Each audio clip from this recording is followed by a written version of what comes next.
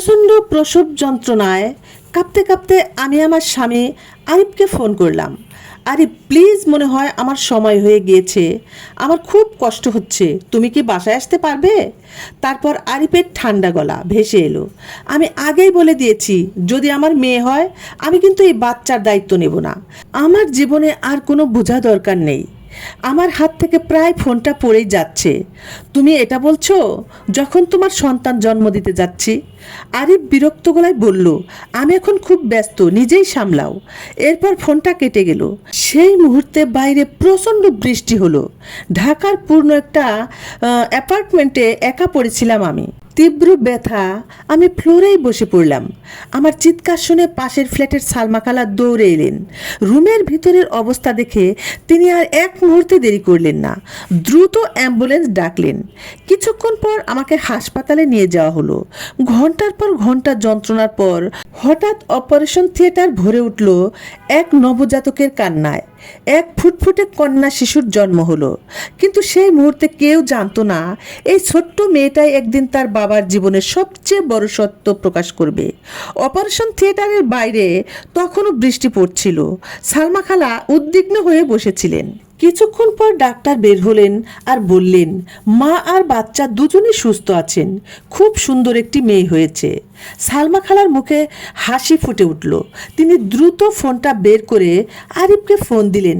Hello Arif, অভিনন্দন, তোমার মেয়ে হয়েছে। ওপাশে কয়েক সেকেন্ড নীরবতা। তারপর বিরক্ত গলায়, আমি তো আগেই বলেছি যদি মেয়ে হয় আমার কিছু যায় আসে না, তোমরা যা খুশি করো। এরপর আবার ফোন কেটে গেল। সালমা খালা হতবাক হয়ে গেলেন। ধীরে ধীরে হাসপাতালের ক্যাবিনে ঢুকলেন। আমি তখন দুর্বল শরীরে বিছানায় শুয়ে আছি। নার্স আমার পাশে ছোট্ট মেয়েটাকে নিয়ে শুয়ে দিলেন। আমি মেয়ের মুখের দিকে তাকিয়ে কাঁদতে শুরু করলাম। আমার বাচ্চা, আমার ছোট্ট মেয়ে। সেই মুহূর্তে একটা সিদ্ধান্ত নিলাম, এই মেয়েকে আমি একাই বড় করব। যে মানুষ নিজের সন্তানের জন্মের দিনও পাশে থাকতে পারে না, তার জন্য অপেক্ষা করার কোনো মানেই নেই। সেই রাতেই আমি মনে মনে প্রতিজ্ঞা করলাম, তুই আমার সব কিছু, তোর জন্য আমি পুরো পৃথিবীর সঙ্গে লড়ব। সেই মেয়ের নাম রাখলাম আফরিন। 10 বছর কেটে গিয়েছে। ছোট্ট আফরিন এখন স্কুলের সবচেয়ে মেধাবী ছাত্রীদের একজন। সে সব সময় ক্লাসে প্রথম হয়। আমি এখন একটা ছোট অফিসে চাকরি করি। অনেক কষ্টে মেয়েটাকে আমি বড় করেছি। একদিন স্কুলে বিজ্ঞান প্রতিযোগিতা ছিল। আফরিন একটা ছোট্ট রোবট বানিয়েছিল যা মানুষের কণ্ঠস্বর চিনতে পারে। জাজরা অবাক হয়ে গেল।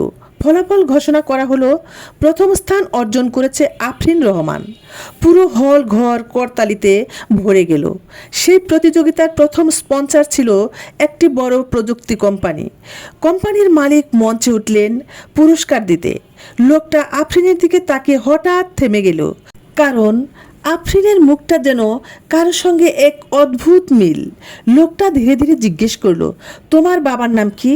আফরিন শান্তভাবে উত্তর দিল, আমার কোনো বাবা নেই, আমার মাই আমার সব কিছু।